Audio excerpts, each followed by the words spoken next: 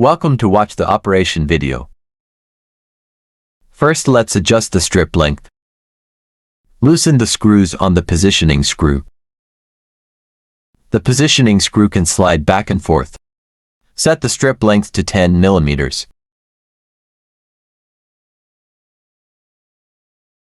Lock the screws after positioning. The second step. Adjust half or full stripping. Tightness. Loosen the screw. So this screw. This is to control the stripping stroke. More than 10 mm is full strip. Less than 10 mm is half strip. After adjustment. Tightening nut. The third step, fine-tune the feed depth. Side nut. You can see the end face of it with 2 key screws. And when I let it loosen, turn the 2 nuts clockwise. This is the operation to reverse the knife. Counterclockwise rotation is the operation of the feed.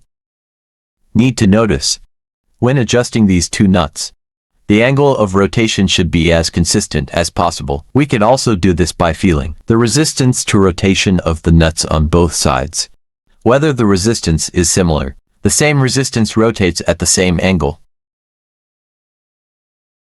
In addition, there are 2 holes for the throttle valve above the machine. The proximal orifice is used for adjust the speed of pulling back when stripping. The remote hole position adjusts the reset speed.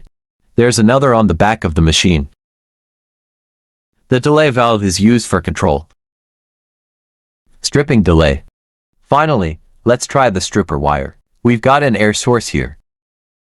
We flip the slide switch. Check the barometer. We recommend a pressure of around 0.5 Pa. Prepare the wire.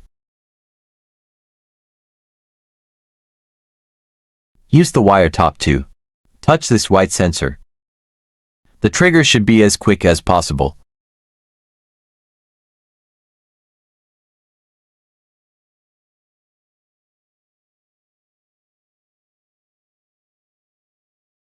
Here we tried to strip the different thickness of the wires.